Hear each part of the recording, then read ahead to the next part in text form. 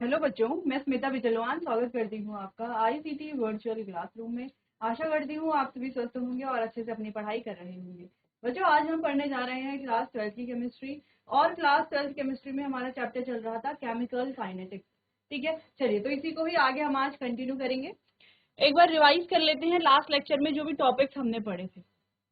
तो देखो, rate of reaction के बारे में बात हो गई थी, इंट्रोडक्शन हमने पढ़ लिया था, मॉलिक्यूलैरिटी और ऑर्डर पढ़ लिए थे, हाफ लाइफ पढ़ ली थी, जीरो ऑर्डर फर्स्ट ऑर्डर पढ़ लिया था, शूडो फर्स्ट ऑर्डर रिएक्शन हमें पढ़ना है और फैक्टर अफेक्टिंग रेट के बारे में बात करनी है।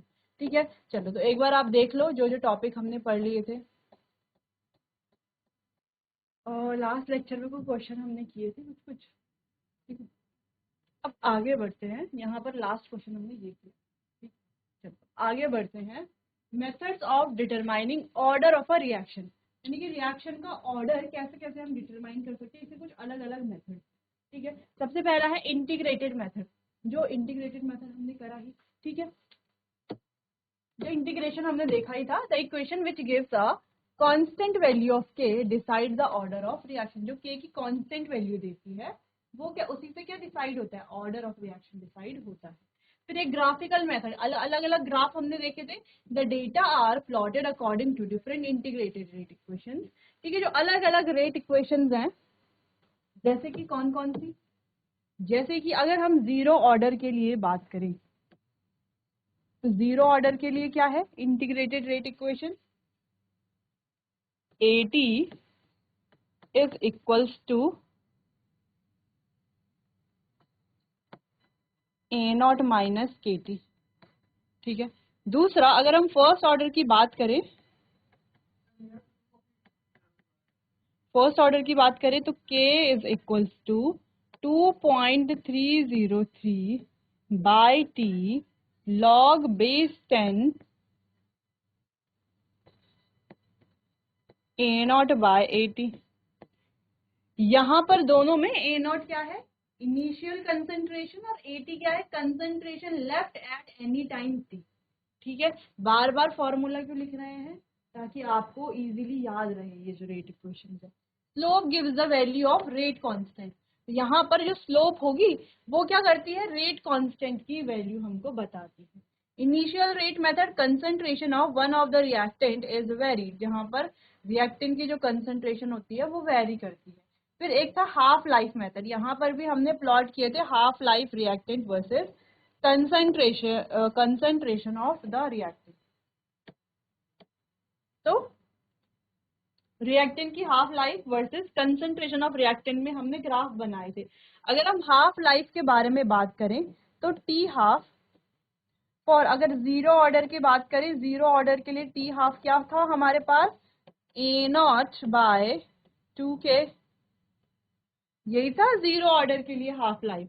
और अगर हम फर्स्ट ऑर्डर की बात करें, फर्स्ट ऑर्डर के लिए हाफ क्या था, T half is equals to 0.639 0.693 by K।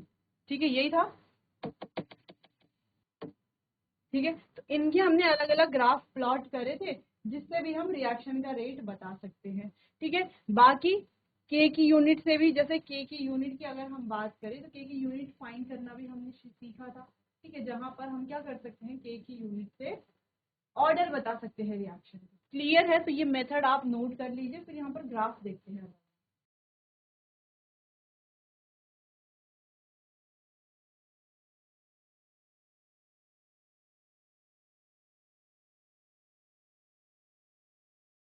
चलिए आगे बढ़ते हैं। रिएक्शन और ऑर्डर देखो, जीरो ऑर्डर और फर्स्ट ऑर्डर। ठीक है, तो डिफरेंशियल रेट लॉ क्या लिखते हैं, minus DA by DT is equals to K, यहाँ पर भी सेम लिखेंगे differential rate. Integrated rate law क्या है, A is equals to A naught by KT। यहाँ पे A क्या है, concentration left at any time T। ठीक है, A नॉट क्या, इनिशियल कंसेंट्रेशन, और एक ये वाला फॉर्मूला हमने पढ़ा था, AT is equals to A naught E to the power minus KT। तो यहाँ पर A वर्सेस T का ग्राफ बन सकता है, यहाँ पर भी log n ln A versus T का ग्राफ बन सकता है, और भी ग्राफ बन सकता है। ठीक है, यहाँ पर स्लोप आती है नेगेटिव माइनस के, यहाँ पर भी आती है माइनस के। यूनिट की बात करें तो यहाँ पर आती है mole, litre inverse, second inverse, और यहाँ पर भी क्या आती है, यहाँ पर आती है केवल सेकंड इनवर्स। ठीक है, ये यूनिट हमने कैसे निकाली है, यूनिट निकालने के लिए mole, litre inverse, n-1 second inverse. ठीक ठीक है, अब हम क्या करते हैं, यहाँ पर जो n की वैल्यू है, जीरो ऑर्डर के लिए 0 होती है, फर्स्ट ऑर्डर के लिए 1, सेकंड ऑर्डर के लिए 2, इस तरीके से आगे बढ़ती है। तो जीरो ऑर्डर की बात है तो n की वैल्यू क्या रख देंगे, 0 रख देंगे, तो आ जाएगा -1। तो ये हो जाएगा बच्चों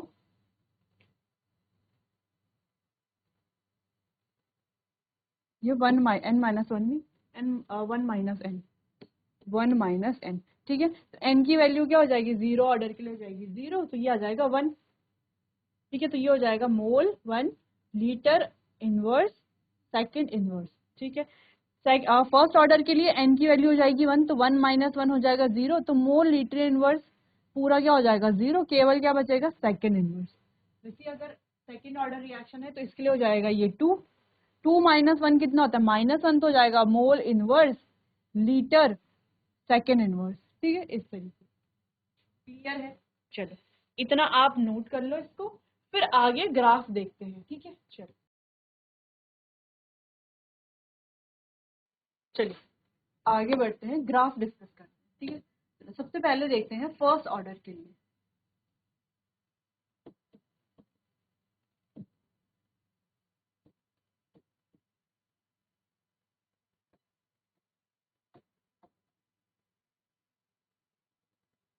यह फर्स्ट ऑर्डर रिएक्शन। ठीक है, और यहाँ पर अच्छा पहले जीरो ऑर्डर के लिए,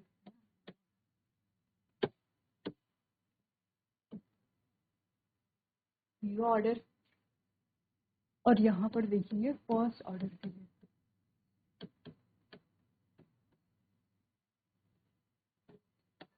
ठीक है, अब ग्राफ हम पहले ही पढ़ चुके हैं, यहाँ पर बस हम क्या कर रहे हैं, रिवाइज कर रहे हैं ग्राफ के। ग्राफ से कैसे हम क्या कर सकते हैं, रेट डिटरमाइन करते हैं। ठीक है, चलो तो पहला देखते हैं यहाँ पर।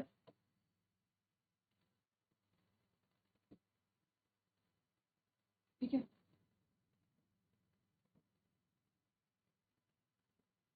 रेट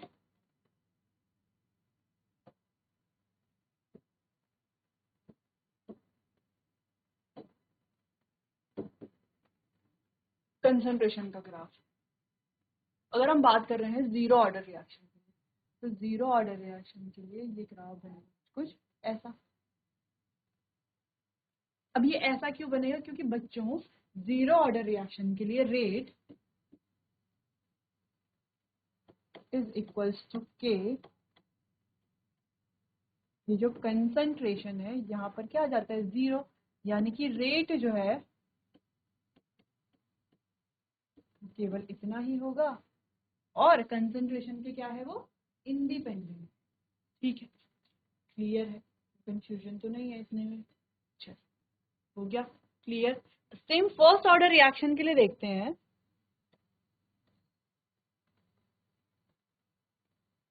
ठीक, रेट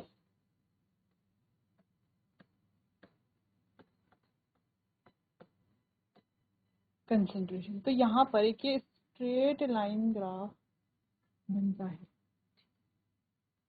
कैसे ग्राफ है ये, ओरिजिन से क्या है स्ट्रेट लाइन ग्राफ, ऐसा बना लो इसको। ठीक, चलो तो यहाँ पर हम लिख सकते हैं कि रेट क्या है, इज इक्वल्स टू के, यानी कि यहाँ पर रेट जो है वो कंसंट्रेशन पर डिपेंड करता है, जबकि यहाँ पर रेट कंसंट्रेशन पर डिपेंड नहीं करता। ठीक है, इसको स्ट्रेट लाइन बनाना है बच्चों। ठीक है, चलो क्लियर है। चलिए देखिए इसे,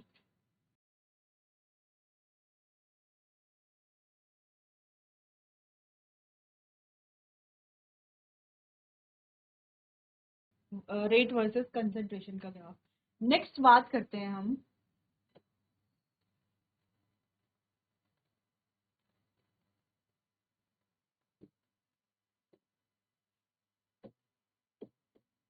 ये है AT वर्सेस T का ग्राफ। ठीक, तो कैसे बनेगा देखो, जीरो ऑर्डर रिएक्शन के लिए ग्राफ कुछ कुछ ऐसे बनेगा। यहाँ पर ये जो स्लोप है ये क्या है, ये जो स्लोप है ये क्या है, -k। ठीक है, क्या है, -k। अगर हम इसका इंटीग्रेटेड रेट लॉ देखते हैं तो क्या होता है, AT is equals to A0 minus KT। तो देखो ग्राफ वेरिएबल के बीच बनेगा ना, कांस्टेंट के बीच तो बनेगा नहीं। तो यहाँ पे वेरिएबल कौन है, देखो AT यहाँ पर वेरिएबल है वेरिएबल। AT कंसेंट्रेशन चेंज हो रही है। A0 की बात करें तो A0 है इनिशियल कंसेंट्रेशन। इनिशियल कंसेंट्रेशन तो चेंज नहीं हो रही ना, जो पहले है कंसेंट्रेशन वही तो है, बाद में चेंज हो रही है। ठीक, माइनस K क्या है हमारा, K यहाँ पर हमारा रेट कांस्टेंट, जो नाम ही कांस्टेंट है। टेम्परेचर क्या है, वो वेरिएबल है। ठीक, चलो अगर हम इसको थोड़ा अरेंज करके लिखते हैं तो ये हो जाएगा AT is equals to -KT plus A0। तो यहाँ पर बन रहा है Y is equals to MX plus C type का ग्राफ। ठीक है, क्लियर है, जिसकी स्लोप क्या है, -k है। क्लियर है, कोई कंफ्यूजन तो नहीं है यहाँ पर। आगे बढ़ते फर्स्ट ऑर्डर रिएक्शन के लिए ग्राफ बनाते हैं। चलो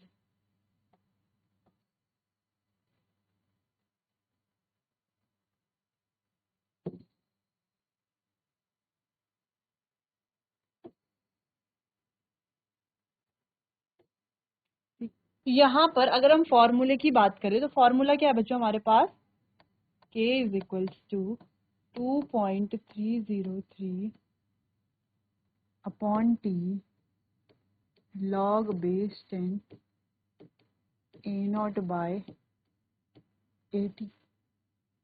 ठीक है, ये है फॉर्मूला। ठीक है, इसको अगर हम ln की फॉर्म में लिखें तो यहाँ पे 2.303 नहीं आएगा, केवल ln आएगा। ठीक है, अगर देखो इसको ln की फॉर्म में लिखते हैं, अगर हम ln 80 वर्सेस T का ये ग्राफ बनेगा अगर। ठीक है, तो कैसा बनेगा, ऐसा बनेगा, जिसकी स्लोप क्या होगी, -k। क्या होगी स्लोप, -k। लेकिन अगर हम इसको log बेस 10 की फॉर्म में लिखते हैं, log बेस 10 ऑफ 80, तो यहाँ पर जो स्लोप बनेगी वो बनेगी -k बाय 2.30। ठीक है, ये बनेगी स्लोप यहाँ पे। क्लियर है, समझ में आया, तो ये है इसका। अब इसका टी हाफ का ग्राफ बनाते हैं। ठीक है,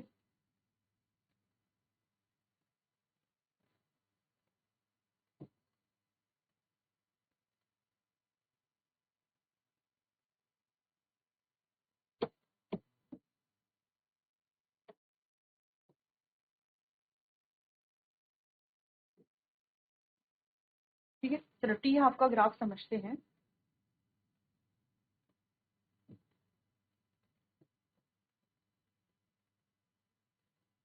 ए, ये ए क्या है, ये ए है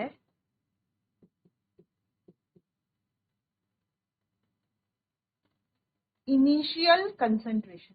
ठीक है, तो यहाँ पर भी एक ये स्ट्रेट लाइन ग्राफ,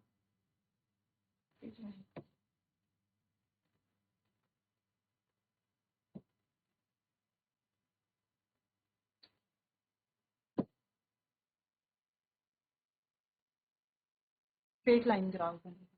ठीक है, अगर हम इसकी टी हाफ की बात करें तो T half is equals to A0 by 2k।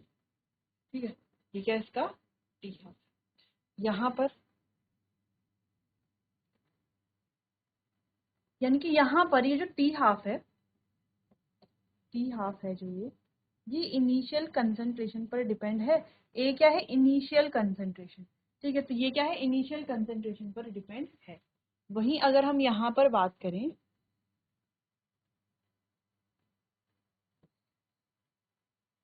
यहाँ पर क्या दिख रहा है, ये जो टी हाफ है ये है हमारा इनिशियल कंसंट्रेशन। ठीक है, तो ये इनिशियल कंसंट्रेशन पर डिपेंडेंट नहीं, यहाँ पर ये कुछ कुछ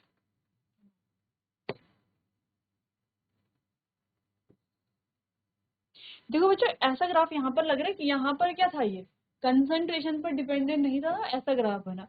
यहाँ पर ये इनिशियल कंसंट्रेशन पर डिपेंडेंट नहीं है तो ऐसा ग्राफ बनेगा। तो अगर हम यहाँ पर टी हाफ लिखें इज इक्वल्स टू 0.693.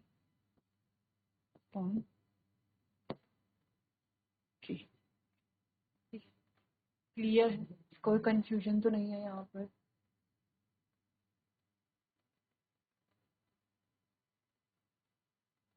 ठीक है, तो यहाँ पर हमने ये दो ग्राफ तो नहीं बोलेंगे, ठीक है, दोनों के ग्राफ समझ लिए हैं। जीरो ऑर्डर रिएक्शन के लिए कंसंट्रेशन वर्सेस रेट का ग्राफ कैसा बनेगा, ऐसा बनेगा। क्यों बनेगा ये हमने देख ली, क्योंकि कंसंट्रेशन पर डिपेंडेंट नहीं। एटी और टी के बीच का ग्राफ कैसा बनेगा, ऐसा, और जिसकी स्लोप क्या होगी, minus K, y equals to minus M X plus C type graph यहाँ पर बनेगा। स्लोप क्या होगी, नेगेटिव। और इनिशियल कंसंट्रेशन का जो ग्राफ है वो ऐसा बनेगा, क्योंकि इनिशियल कंसंट्रेशन पर डिपेंड करता है थीटा। बाकी बात करते हैं फर्स्ट ऑर्डर रिएक्शन के लिए। फर्स्ट ऑर्डर रिएक्शन के लिए कंसंट्रेशन रेट का ग्राफ बनेगा ऐसा। क्यों, क्योंकि ये क्या कर रहा है, रेट कंसंट्रेशन पर डिपेंड कर रहा है। हाँ बिल्कुल कर रहा है, ठीक है। वहीं अगर हम बात करें इसके लिए एटी और टी के बीच का ग्राफ कैसा बनेगा, ऐसा। इसकी स्लोप क्या आएगी, नेगेटिव। हाँ, अगर हम log बेस 10 80 के बीच का बनाते तो स्लोप आएगी माइनस के बाय 2.303। और टी हाफ यहाँ पर ये इनिशियल कंसंट्रेशन पर डिपेंड करता ही नहीं है, तो सिंपल से ग्राफ बन जाएगा। क्लियर है। देखो डिपेंड करता मतलब, देखो यहाँ पर ये टी हाफ है, ए नॉट भी तो है, यहाँ पर है क्या कोई ए नॉट वगैरह, कुछ भी नहीं है ना, ये तो इनिशियल कंसंट्रेशन है ही नहीं, डिपेंड नहीं करता। ठीक है, चलो क्लियर है, इतना तो कंफ्यूजन तो नहीं है। इतना आपको नोट कर लेना, ये बहुत इंपॉर्टेंट है, ग्राफ से कोई ना कोई क्वेश्चन आपसे जरूर पूछा जाए, नोट कर लीजिए।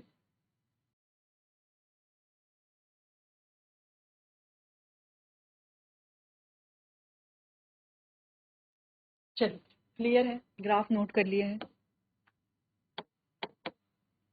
नेक्स्ट यूनिट ऑफ के के बारे में बात करते हैं। अच्छा, के की यूनिट क्या है, mole litre inverse 1 minus M second inverse. तो ये तो है एक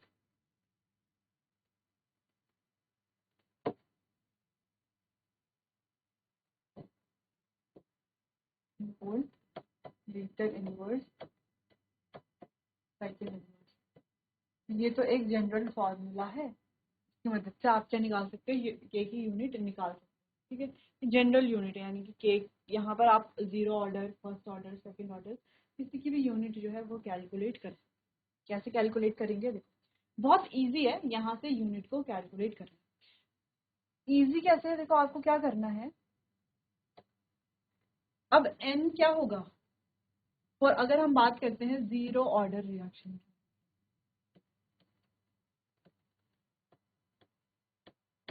zero order reaction, zero order reaction के लिए n क्या होगा,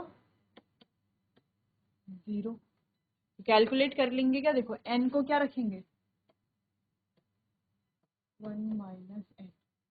ठीक है, तो n को रख देंगे जीरो, तो ये हो जाएगा मोल litre inverse 1 minus zero second inverse. 1 minus zero कितना होता है, 1, ये हो गया मोल 1 लीटर इनवर्स सेकेंड इनवर्स। ये आ गया फॉर जीरो ऑर्डर रिएक्शन। ठीक है, क्लियर है। ऐसे ही फर्स्ट ऑर्डर के लिए निकाल लेंगे, हाँ बिल्कुल निकाल लेंगे। अगर बात करते हैं फर्स्ट ऑर्डर रिएक्शन की, फर्स्ट ऑर्डर रिएक्शन, तो फर्स्ट ऑर्डर रिएक्शन के लिए n कितना है, n है 1,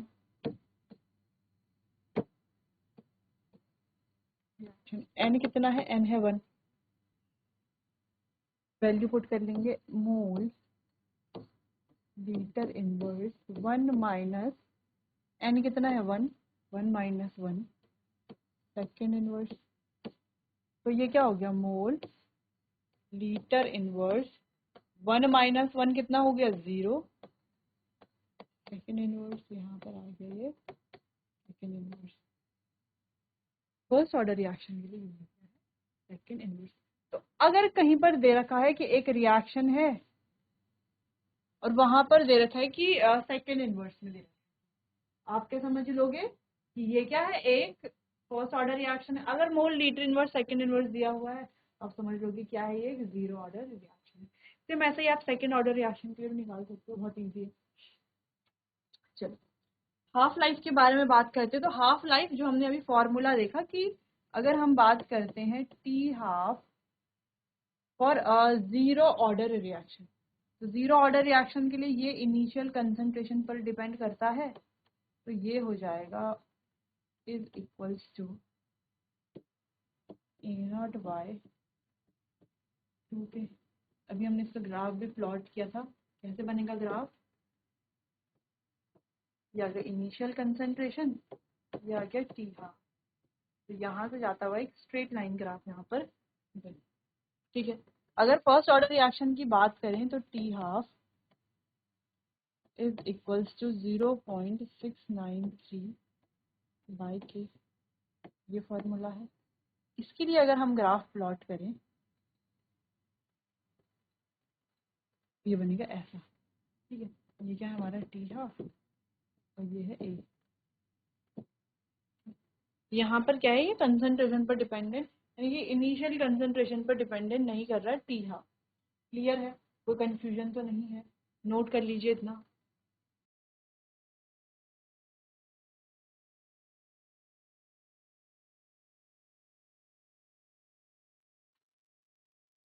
चल क्लियर, आगे बढ़ते हैं।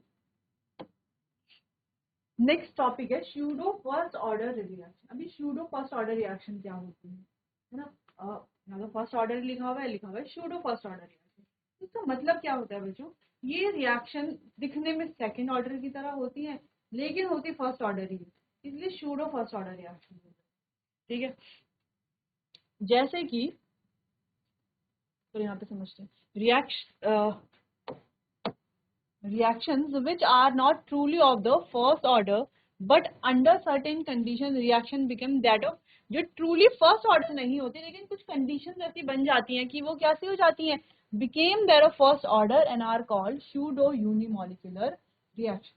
लेकिन फर्स्ट ऑर्डर बन जाती हैं तो उन्हें कहा जाता है pseudo फर्स्ट ऑर्डर रिएक्शन या यूनिमोलिकुलर रिएक्शन। जैसे हाइड्रोलिसिस ऑफ एस्टर है, ठीक है, तो ये एग्जांपल है। अच्छा, एग्जाम्पल को समझेंगे उससे पहले समझ लेते हैं कि ये है क्या। जैसे मान लो कोई रिएक्शन है A plus B gives C, और मान लो ये कोई एक एलिमेंट्री रिएक्शन है,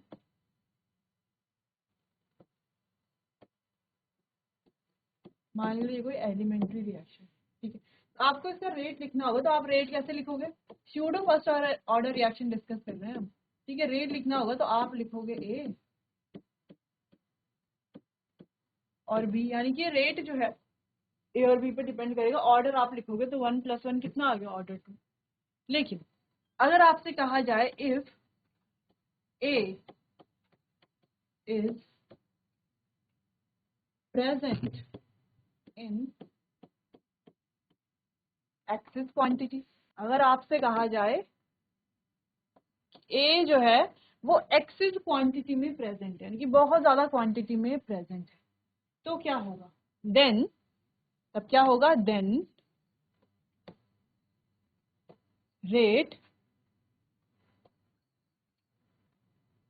डिपेंड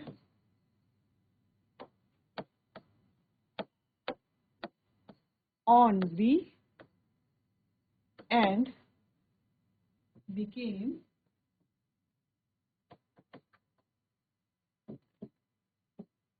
independent of A। यानी कि A अगर एक्सेस क्वांटिटी में है तो रेट क्या हो जाएगा, दूसरे पर डिपेंड कर रहा है, B पर डिपेंड करेगा, A के क्या हो जाएगा, इंडिपेंडेंट हो जाएगा, यानी कि सिंपली A पर डिपेंड नहीं करेगा। अगर हम यहाँ पर रेट लिखते हैं तो रेट आ जाएगा, rate is equals to A पर तो डिपेंड नहीं करेगा, केवल B। अगर रिएक्शन के ऑर्डर की हम बात करें तो ये क्या है, ऑर्डर हो जाएगा 1, यानी कि ये एक फर्स्ट ऑर्डर रिएक्शन है, क्योंकि ऑर्डर क्या है 1।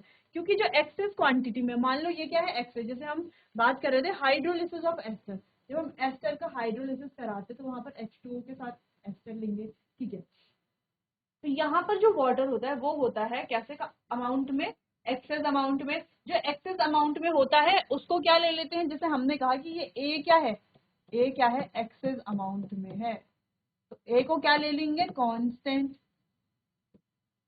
कांस्टेंट को हम रेट में तो लिखेंगे नहीं, ए हो जाएगा कांस्टेंट, जिस वजह से हम यहाँ पर रेट जो है केवल और केवल बी पर ही डिपेंड करेगा, ए पर डिपेंड नहीं करेगा। एग्जाम्पल की बात करते हैं तो एग्जाम्पल है हाइड्रोलिसिस ऑफ एस्टर। अब यहाँ पर अगर आप देखो CH3COO, C2H5H2O, अगर यहाँ पर हम रेट की बात करें तो रेट किस पर डिपेंड करेगा, CH3COO, C2H5 पर और H2O पर। लेकिन अब हमने कहा कि ये H2O क्या है एक्सेस अमाउंट में है यहाँ पर, यानी कि जब ये रिएक्शन होगी तो वाटर तो पूरा बचा ही रहेगा ना। डिपेंड किस पर करी, केवल एस्टर पर रिएक्शन डिपेंड कर रही है ना, वाटर पर डिपेंड नहीं कर रहा। क्लियर है, वाटर को कोई फर्क भी नहीं पड़ेगा। जैसे मान लो समुद्र है, समुद्र से 4 कप पानी निकाल देंगे तो क्या उस पर कोई फर्क पड़ेगा, नहीं पड़ेगा ना। तो ऐसे तो ये एक्सेस अमाउंट में, इसलिए इसे हम क्या ले लेते हैं कांस्टेंट। अच्छा यहाँ पर दो कांस्टेंट हो गए थे, एक तो ये वाटर भी क्या हो गया कांस्टेंट हो गया, और एक ये वाला कांस्टेंट है। तो ये कांस्टेंट और ये कांस्टेंट, दोनों कांस्टेंट मिलकर के बनाते एक नया कांस्टेंट जिसको हम कह रहे हैं के डैश, ठीक है। तो के डैश इज इक्वल्स टू के ऑफ H2O। के डैश क्या है, के और H2O दोनों, यानी कि जो हमारा रेट कांस्टेंट है वो ही वो तो है ही, साथ में वाटर, क्योंकि वाटर भी क्या हो गया एक्सेस अमाउंट की वजह से इसको भी हम क्या ले लेते हैं कांस्टेंट। अच्छा रेट की बात करें तो रेट केवल और केवल डिपेंड करेगा किस पर, एस्टर पर, ठीक है। किस पर डिपेंड करेगा, केवल और केवल एस्टर पर। जैसे हमने यहाँ पर देखा कि ए भी जो रिएक्शन है, ए अगर एक्सेस अमाउंट में है तो ए क्या हो जाएगा, अच्छा ठीक है, ए क्या हो जाएगा, ए हो जाएगा कांस्टेंट, तो ए पर डिपेंड नहीं करेगा, केवल और केवल ये बी पर डिपेंड करेगा। क्लियर है, एक बार आपसे देख लीजिए हाइड्रोलिसिस ऑफ एस्टर, इसका एक बहुत इंपॉर्टेंट एग्जांपल है, इसे भी नोट करें।